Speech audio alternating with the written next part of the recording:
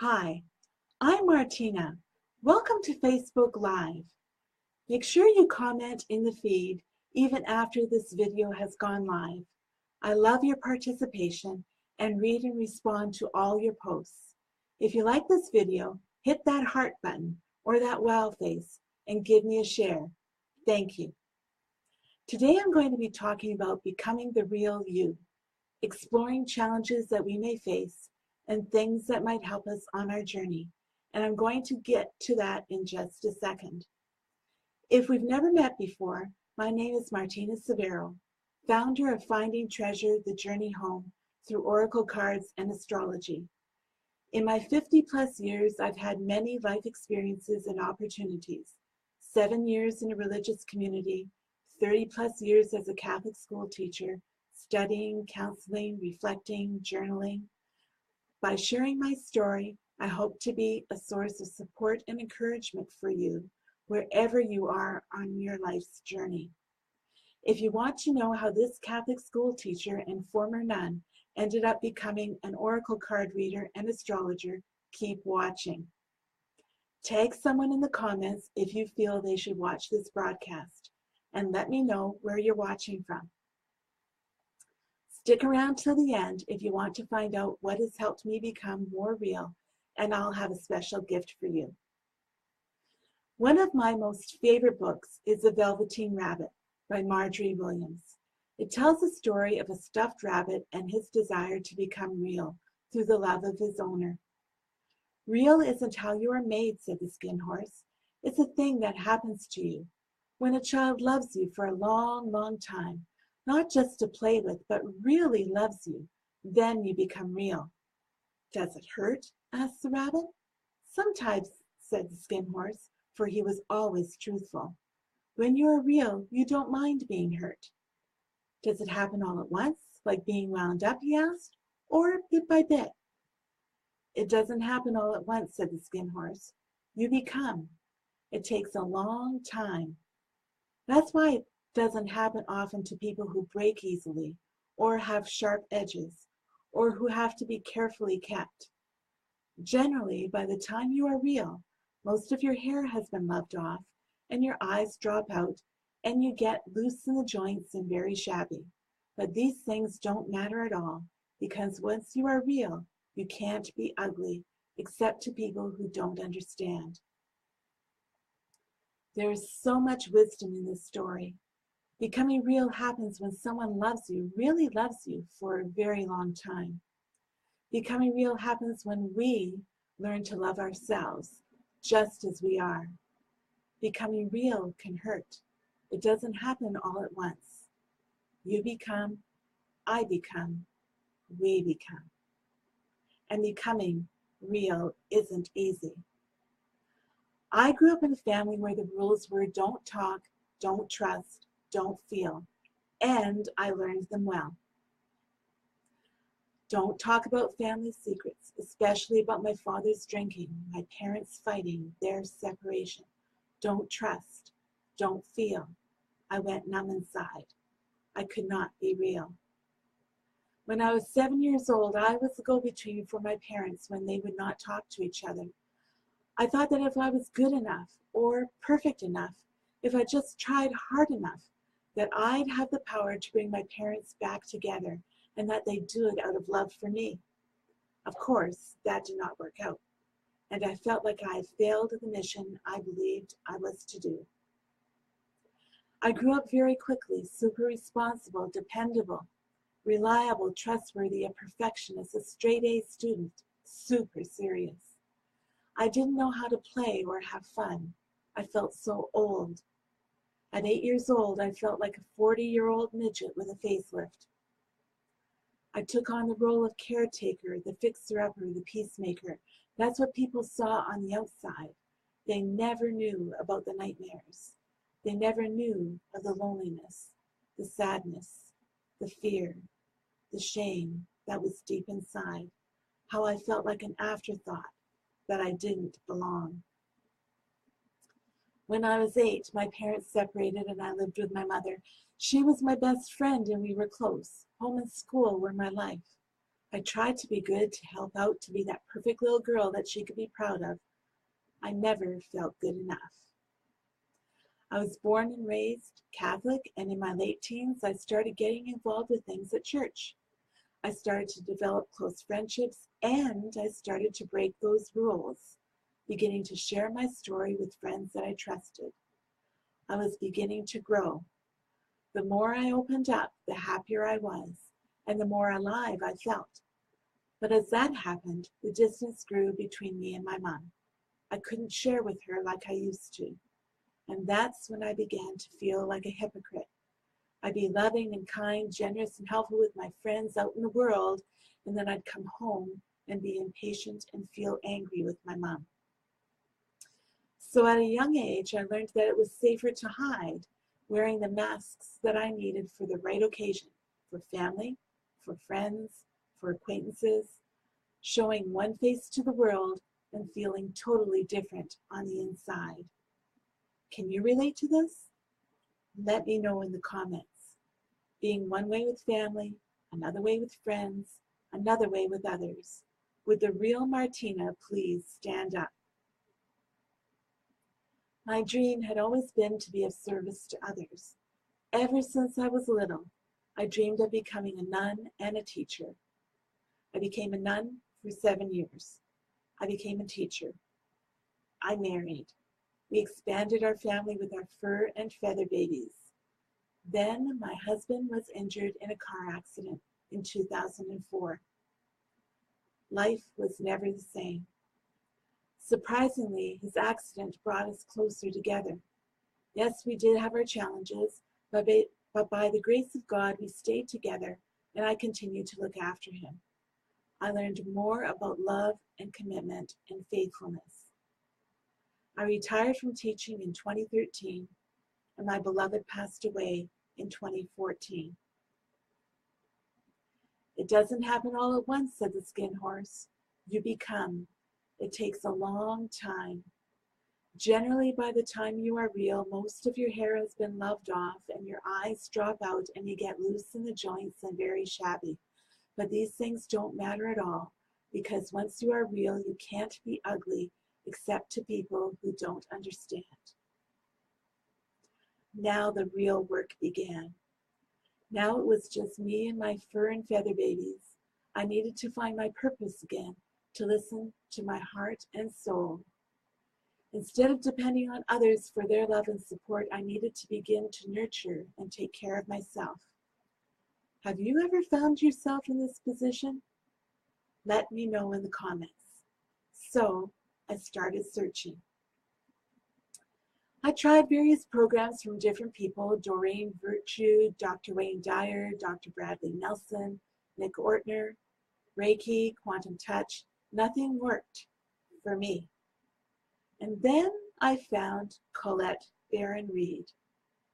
Colette is an intuitive counselor, psychic medium, a spiritual teacher, keynote speaker, recording artist, TV and radio personality, and best-selling author, known worldwide. She came here on her Messages from Spirit tour about 5 months after my husband's passing.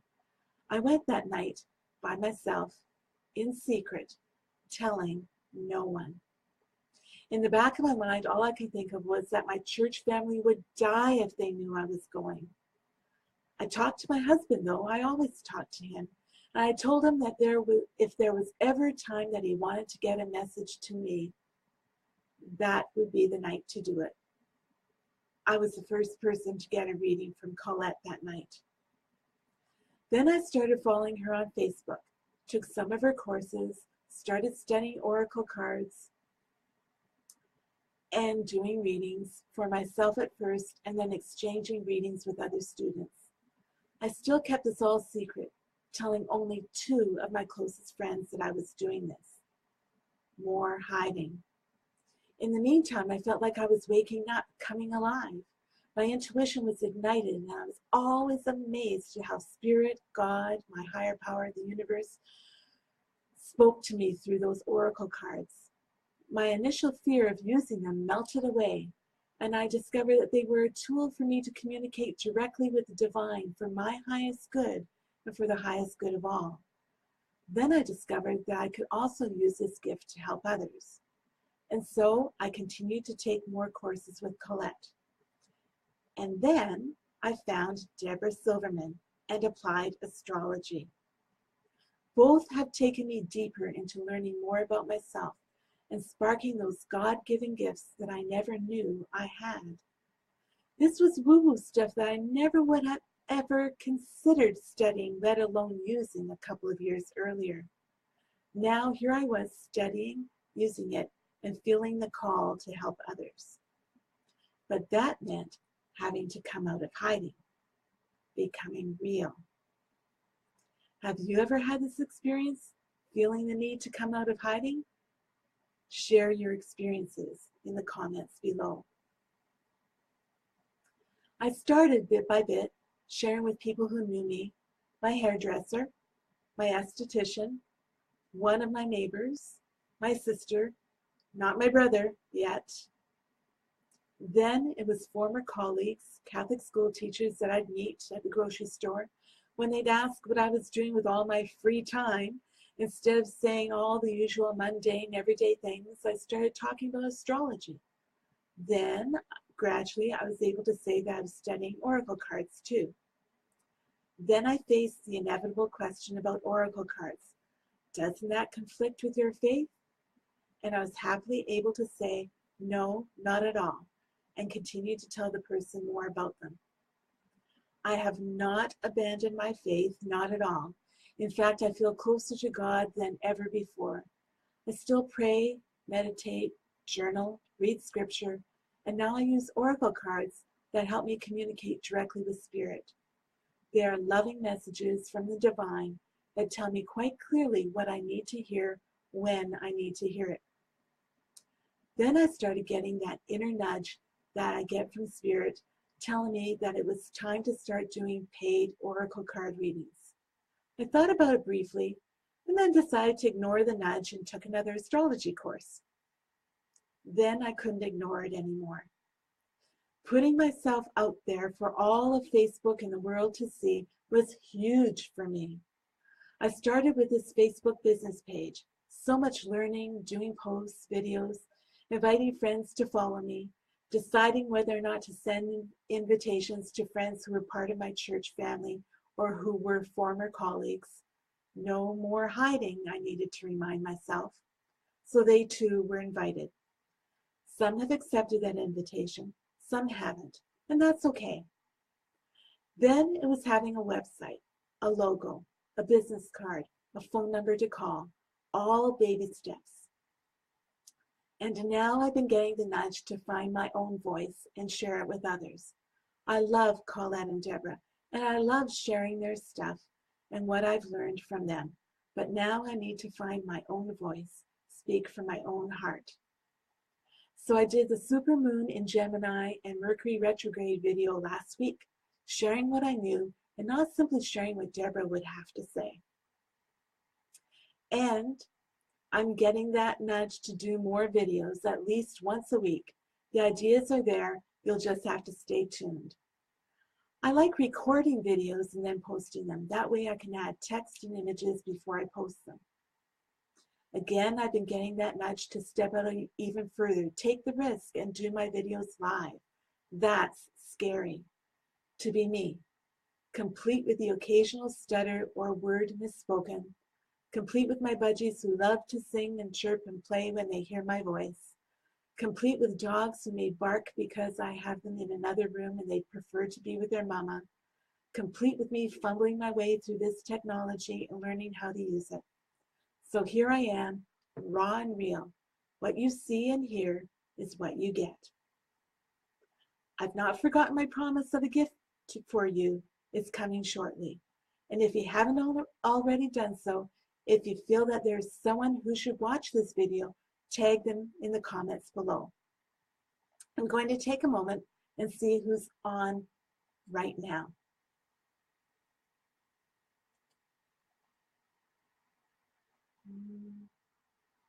I don't see anybody. That's okay. If you're watching this video after it's been live, Please be sure to comment, and I'd love to hear from you. Tell me what your biggest challenge is becoming real, posting it in the comments below.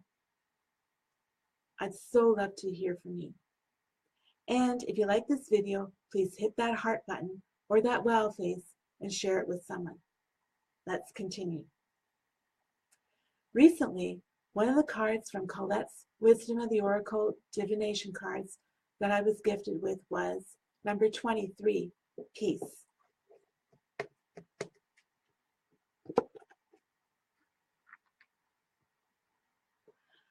The message from the guidebook that really spoke to my heart was radical acceptance. Everything in your world is exactly as it should be. This is one of those times when you're capable of clear vision about your work and how you create your prosperity.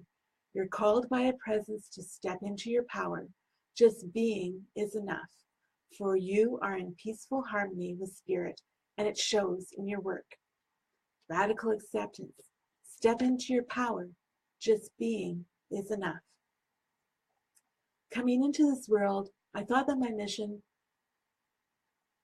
was to be the peacemaker, the fixer-upper, the caretaker, the rescuer. When my parents separated the summer I turned 8, I thought that I had failed. My mission was to bring unity and reconciliation, and I had failed. God had failed too. No matter how hard I prayed, how good I was, how well I did in school, how perfect I tried to be, it wasn't going to happen. Later in life, I joined a religious community whose special mission was to work for unity and reconciliation. Surprised? Not at all. It's what's near and dear to my heart. I'm being called to learn that just being is enough. The results, the choices that others make, that's not in my power to change or fix or make right or judge. I am not the maker, the creator, and it's not my mission to be. Everything is as it should be, and my higher powers got this. My mission is to be peace, to be unity, to be reconciliation, to be love, to be forgiveness, to be compassion, to be understanding, to hold a space for that in the lives that I'm called to touch, to be a co-creator with emphasis on co, to create with, alongside the source of all love and light and peace and compassion and unity and reconciliation and joy, to be an instrument, to be of service, to be faithful, hopeful, joyful, trustful, to be real. Thy will be done, not mine. I do not have ebooks, webinars, training sessions, special reports, templates, or calendars to give you. The only gift that I have for you is myself and the blessings that I have been gifted with to share with you. And so I prayed, asking, what message does Spirit have for the highest good for those who will be listening to this video? And I was gifted with number 10, Unfinished Symphony.